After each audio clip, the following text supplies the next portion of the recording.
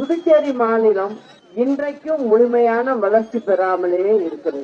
முறையான சாலை வசதிகள் இல்லை, இளைஞர்களுக்கு வேலை வாய்ப்புக்கு வழி இல்லை, நல்ல மருத்துவ வசதி கிடையாது, வழி நெடுகளும் குண்டும் குழியுமாக இருக்கிறது. ரோடெல்லாம் பார்க்கும்போது ஆதி காலத்துல போட்ட மாதிரி இருக்கு. இந்த ஆட்சி என்ன பண்றான்னு தெரியல. கிராமப்புறங்கள்ல தெரு லைட்டு கூட இல்ல, வீடுகள்ல மழைக்காலங்கள்ல கடல் நீர் வந்து உள் புகுது, அதையும் அவங்க சரி பண்றதுக்கு வரல. தூண்டில் வலை அமைக்கணும், அந்த வேலையும் வந்து தேர்தல் அப்ப சொன்னாங்க. ஆனா மீனவர்களுக்காக அதுவும் செஞ்சு கொடுக்கல.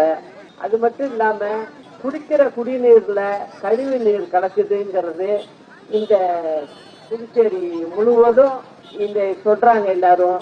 அதுக்கும் சரியான வசதிகள் செய்து தரல. தண்ணி வந்து உப்பு தண்ணியா வருது உங்களுக்கு, அதையும் இந்த அரசு கண்டுக்கல. இந்த மாதிரியான ஒரு அரசு உங்களுக்கு தேவையா அப்படிங்கறத யோசிச்சு பாருங்க. எதுவும் செய்யாத ஒருத்தங்களுக்கு திரும்ப திரும்ப நீங்க வாக்குகள் அளிக்கிறது நல்லதில்ல. அது உங்களுடைய வளர்ச்சிய பாதிக்கும். நீங்க பாத்தீங்கன்னாக்க அம்மா வந்து அங்க தமிழ்நாட்டுல எப்படிலாம் செஞ்சாங்கிறது எல்லாருக்கும் தெரியும். பெண்களுக்கு வேண்டியதெல்லாமும் செஞ்சு கொடுத்தாங்க, எல்லாருக்கும் வேண்டியதை செஞ்சு கொடுத்தாங்க, ஏழை மக்களுக்கு வேண்டியதெல்லாம். அந்த மாதிரி வந்து அங்க 2016 எல்லாம் பாத்தீங்கன்னாக்க 7,40,00,000 பேரு மக்கள் தொகை தமிழ்நாட்டுல அப்போ இருந்தாங்க.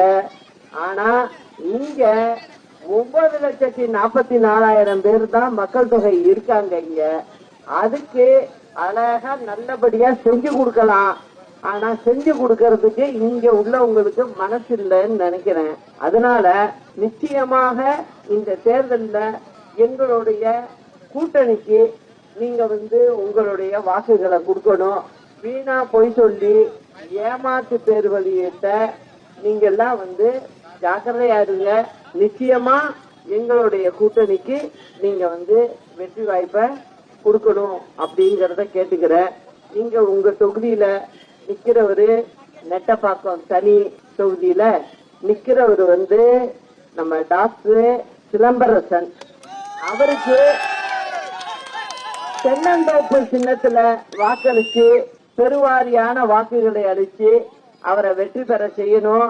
உங்கள ஒருத்தரா இருப்பாரு, நிச்சயமா உங்களுக்கு வேண்டியதை செய்து கொடுப்பாரு அப்படிங்கறதையும் சொல்லிக்கிறேன்.